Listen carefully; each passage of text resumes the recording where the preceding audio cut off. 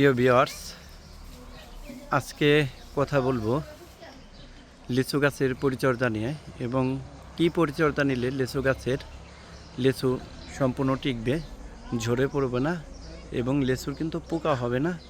এই বিষয়গুলো নিয়ে আলোচনা করব, তো সঙ্গেই থাকুন পুরো ভিডিও জুড়ে। প্রথমে এই মুচি এই ফুলগুলো যখন আসা শুরু হয়েছিল একদম ছোট ছিল, যখন বের হওয়া ভাব ছিল, তখন দিয়ে প্রথম পরিচর্যা নিতে হয় মুকুল আসার শুরুতে। এটা দুই ধরনের পরিচর্যা করছি। একটা হচ্ছে গাছের এই পুরো গাছে স্প্রে করে দিছি। প্রথম হচ্ছে এনপিকেএস দিছি হচ্ছে 3 গ্রাম করে পার লিটারে, এনপিকেএস 3 গ্রাম করে। আর হচ্ছে যেটা করা হয়েছে ছত্রাকনাশক দেওয়া হয়েছে নিস্তার, এটা 2 গ্রাম করে। আর হচ্ছে ইমিডাক্লোপিড দেওয়া হয়েছে, এটা হচ্ছে 1/2 মিলি করে বা 1 মিলি করে 1 মিলি পর্যন্ত দেওয়া যায়। তো এটা শুরুতে স্প্রে করে দেওয়া হয়েছে যে সঙ্গে মুকুল বের হওয়া শুরু হয়েছিল। এবং সেই সাথে করা হয়েছে গাছের নিচে যেটা করা হয়েছে গোড়ে তো এদের গাছের চারদিক দিয়ে যেটা করা হয়েছে এবং সার এবং গোবর দেওয়া হয়েছে এবং নিয়মিতভাবে পানি দেওয়া হয়েছে। এই নিয়মিতভাবে পানি না দিলে কিন্তু এই গাছের মুকুল কিন্তু বড় হইতো না, বা কিছু মুকুল কিন্তু শুকিয়ে নষ্ট হয়ে যেত এবং ফলগুলো কিন্তু পর্যাপ্তভাবে সেট হইতো না লিচুগুলো। এবং নিচে যেটা করা হয়েছে ভার্মি কম্পোস্টের সাথে কিন্তু গোবর দেওয়া হয়েছে গাছের। এটা 3 ফিট দূর দিয়ে করা হয়েছে। মোটামুটি গাছটা অত বড় হয় না। এটা হচ্ছে বোম্বাই জাতের লিচু। এই লিচুটা কিন্তু যথেষ্ট বড় হয় এবং সেই সাথে মিষ্টি হয় এবং এটা কিন্তু 100 লিচু প্রায় 1000 থেকে 1200 টাকা বিক্রি করা যায় এই লিচুটা। এবং এবছর কিন্তু আমের মুকুল কিন্তু বেশি বের হয়েছে, কারণ হচ্ছে বৃষ্টি হওয়ার পর কিন্তু আর বৃষ্টি হওয়া নাই। তো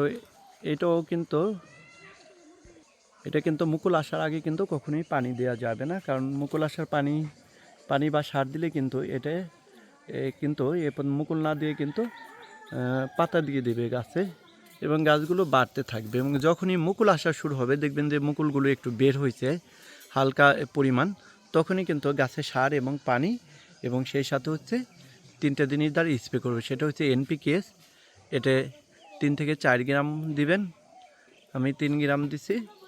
এবং সেই সাথে হচ্ছে ইমিডাক্লোপিড 1 মিলি করে দিছি, আমি 1/2 মিলি করে দেওয়া যায়। এবং সেই সাথে হচ্ছে একটা ছত্রাকনাশক দিছি, যেহেতু ছত্রাকজনিত কোনো সমস্যা না থাকে এবং কীটনাশক দূর করার জন্য। এটা মুকুল আসার আগে, মুকুল অবস্থায় কিন্তু কোনো কিছু এ পর্যন্ত আর স্প্রে দেয়নি। এবং এখন কিন্তু যথেষ্ট সেট হওয়া শুরু হয়েছে এই লিচুগুলো এবং আশা করি যে অনেক ব্যাপকভাবে ধরবে। এবছর গাছটায় পরিচর্যা নেওয়া হইতেছে, গত বছর কিন্তু সময়ের অভাবে পরিচর্যা নিতে পারিনি। এবং এই লিচু যখন এরকম মটর দানার মতো হবে বা মটর দানার সাদৃশ্য হবে, কাছাকাছি হবে, তখন কিন্তু আর একটা কীটনাশক দিয়ে দেব এবং ছত্রাকনাশক দিয়ে দেব, যাতে এই ফলগুলো ঝরে না যায়।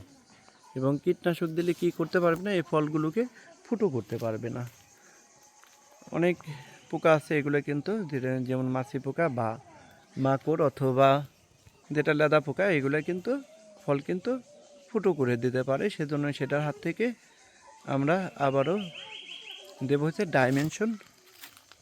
ডাইমেনশনে অ্যাবামেকটিন এবং অ্যামামেকটিন।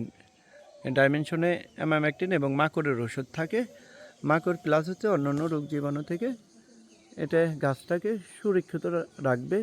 আর হচ্ছে তার সাথে একটা ছত্রাকনাশক, যে সময় আমি আবার বলি, যে সময় মটরের দানার মতো হবে তখন কিন্তু, বা মটরের দানার কাছাকাছি, তখন কিন্তু একটা ছত্রাকনাশক, সেটা হচ্ছে নিস্তার বা যে কোনো একটা কিছু দিতে পারেন, যেটা ভালো মনে হয় ছত্রাকনাশক। আর হচ্ছে আমি দেবো হচ্ছে ডাইমেনশন।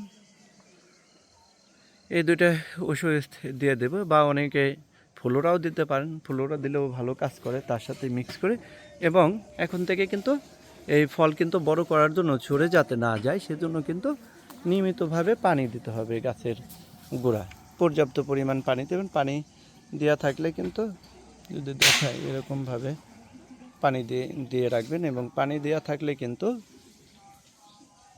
ভালো লিচু সেট হবে। এবং সাইডটা কিন্তু উঁচা করে দেবেন, একটু উঁচা না করলে কিন্তু পানিগুলো গোড়ায় সরে যাবে, দূরে সরে যাবে। তো এগুলো যদি আপনি 100 লিচু যদি আপনি 1000 টাকা বা 800 টাকাও যদি বিক্রি করতে পারেন, তাহলে এখানে যদি 1000 লিচু হয়, 20 বাদায় ধরেন যে 1000 লিচু যদি হয়, তো 1000 লিচু হলে কিন্তু আপনি অনায়াসে কিন্তু 500 টাকা সহ যদি বিক্রি করেন, তাহলে কিন্তু 5000 টাকা এরকম একটা ছোট গাছ থেকে আপনার কিন্তু লিচু নেওয়া সম্ভব। আশা করি এরকম একটা ছোট গাছ থাকলে এবং এই গাছে যদি পরিচর্যা করেন, তাহলে কিন্তু ফ্যামিলির চাহিদা, পারিবারিক চাহিদা পূর্ণ হয়ে যাবে। আমি তো আবার যদি বলি পরিচর্যাগুলো সংক্ষেপে, যে সময় জালি আসা এই ফুলগুলো ফোটা শুরু করবে, একদম ছোট ছিল ফুলগুলো, তখন কিন্তু এই যে গোড়ে ভার্মি কম্পোস্ট আর হচ্ছে রাসায়নিক সার এবং সেই সাথে নিয়মিতভাবে পানি দিচ্ছে। আর উপরে যেটা করা হয়েছে সেটা হচ্ছে NPK 3 গ্রাম করে, আর ছত্রাকনাশক আর হচ্ছে ইমিডাক্লোপিড দিয়ে দিচ্ছে গাছে।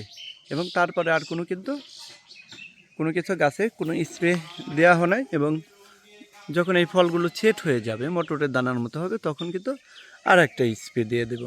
তখন কি স্প্রে করি এবং কি পরিমাণ সেট হলো আপনাদের অবশ্যই দেখানোর চেষ্টা করব।